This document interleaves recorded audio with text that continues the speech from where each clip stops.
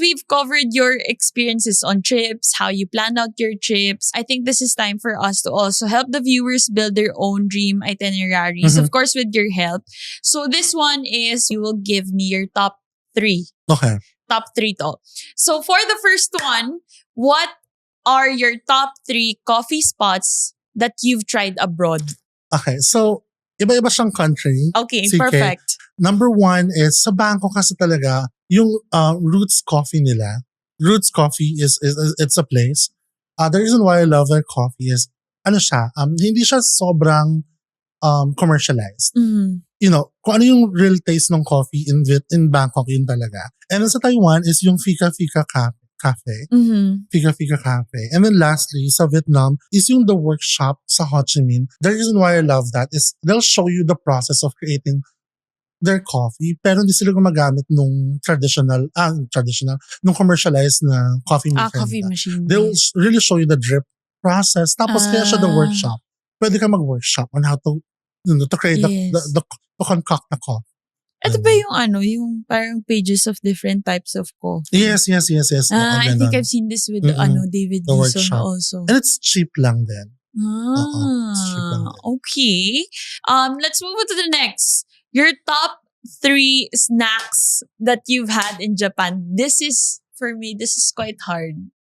Okay, sige, wait. Number 1 ko, ramen. Number 1 talaga, top ko talaga yung ramen. Kasi, mahilig talaga ako sa ramen kahit dito pa lang sa Pilipinas. Pangalawa ko, surprisingly, sushi, kahit hindi ako mahilig sa raw. Kasi pag sa Japan, masarap talaga. Diba? Like, kahit sashimi, mga hindi ako makain ng raw, hindi talaga. Pag dito, nung nandito ako, nung nandun ako, first time ko mag-try. And then, it's not about the food, it's me talaga. So, feeling ko doon ko lang siya nagustuhan. And then, nung try ako ulit dito, hindi ko na siya ulit gusto. So, feeling ko yung gawa nila doon yung masarap. So, I'm not sure. And then, number 3 would be their takoyaki, tas Thai with onigiri. Ang problema naman kasi sa mga takoyaki natin dito, punta na sa chop suey. Yung tipong may kalabasa na, meron ng repolyo. Yung tipong wala ng, may pusit pa ba to? Yung parang gano'n. Kaya nung punta ako doon, tako talaga yung binili ko. Yung tipong mas malaki pa yung pugita doon sa mismong harina. Sabi ko, oh my God, ang sarap nito. So, takoyaki is my third. And then merong pang isa, yung Doriyang. Yung kinakain na Doraemon. Parang ang mga snacks na na-try ko every now and then was like, mga daifuku, yung mga maliliit, ganun lang. And then, na-try mo cheesecake nila? No. Meron ako na-try na cheesecake. So, yun, meron. And then, my partner was a big fan of mga Family Mart na. Talaga? Fam Chiki. Oo. So, yun talaga ang kinareer niya. So, wala akong choice kundi maghanap na lang din sa Family Mart kung anong meron. But, yeah, sabi ko, next time na lang kasi I really wanna go back and go to Osaka next time. Kasi na-feel ko talaga, diba? yes, na-feel ko talaga ang city life sa Tokyo. Sabi ko, let's go to Osaka. I love Osaka kasi feeling ko, I've never been to Tokyo so I can't tell. Pero feeling ko kasi nakuha ko yung city life and laid back side ng Osaka, dun sa Osaka. Yeah. But at the same time kasi, hindi sila fast-paced. May mga pupuntahan sila, makikita mo, pero parang they're not in a rush. Yes. Yung mga bike na hindi nakapadlock. Parang, sakyan ko kaya? Parang mga ganun lang. Parang, kung sa amin to, wala na tong gulong. Parang ganun. Yung mga ganung moment. Yung sige, parang naisip ko, oh my God, parang ako lang masama sa lugar na to. Parang ang dami ko naisip na hindi maganda. Parang, alam mo yun, tapos meron pang story na naiwan ko yung phone ko sa train station. Naiwan ko yung phone ko kasi nagmamagaling ako, so nag-video ako, binaba ko siya. Tapos sumakay ako ng train. Naiwan siya doon. Tapos balik ko, nag-replay pa rin siya. Ganun sila. Yeah. Na parang, sa amin to kahit nasa kamay ko, wala na. Parang True. So anyway, that's siguro yung charm. Yung siguro yung charm ng iba't ibang country na pupuntahan ko.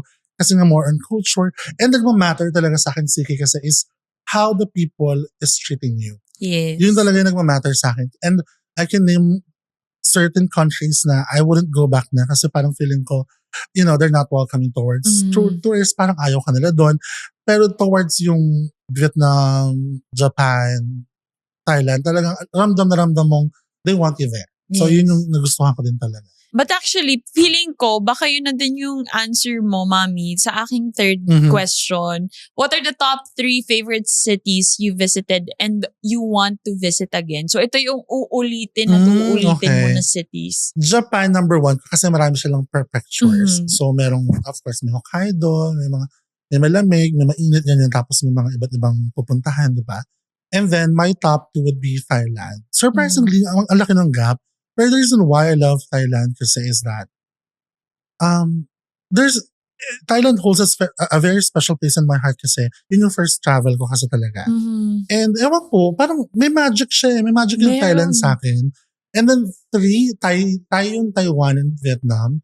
Babalik ako sa Vietnam kasi talagang sobrang mura. Alam bang 20,000 lang kasama na yung airfare ko and accommodation ko. Nakapag-uwi pa ako nun ng pagkain. Mura talaga in Vietnam. Oo, Diyos ko dun nung nag-Taiwan ako, yung tipong 3 cut-off mo, di ka pabusog. Yung mga ganun, nag-Singapore din ako, alam mo yun.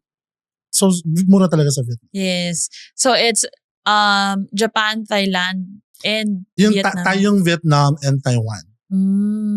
Okay. So, ikaw? Actually, I don't know why, but I would agree to your list also kasi that's true. Japan is really something that I would want to visit again. As in, a week after namin, pagbalik namin from Tokyo, umiiyak na kami ng partner ko kasi diba? Gusto ko na bumalik ang muna doon ng lahat. Ganyan. Correct. Thailand, that's true also. It also holds a special place in my heart kasi yun yung first travel ko that I had adult money. So, talaga ba? yes, first travel ko na parang ako lang, sagot ko na lahat, ganyan. And food and everything else, talagang you would go back for it. Especially, grabe talaga food. Vietnam can be my third also kasi... Just a quick trip. Yes, quick trip. Kain ulit. I would go back for the food. Correct. Siguro the shopping. Not so much. Oo, kasi when I went there, yun yung top ko eh. Shop ako ng damit. But when I left, sabi ko, I would go back for the food. Taiwan, Pass ka sa Taiwan. in debate. Debatable because when I went there the first time, solo ako. First time ko, ganun. Nahirapan ka? Medyo mahirap kasi medyo lapot. Talaga? Yes, Pumunta kasi ako dun malamig, tapos nagbabike ako. Ay, Nakakatawa kasi nagbabike ako. Meron sila dun bike. Tapos pumunta ako ng Beto, yung may hot spring. Para akong local dun. Kling. I enjoyed it. Pero I went, siguro nga dahil pumunta ako ng La Pochi na mainit yung yes, season. so I had payong. Tapos yung payong ko may nakasabit na fan.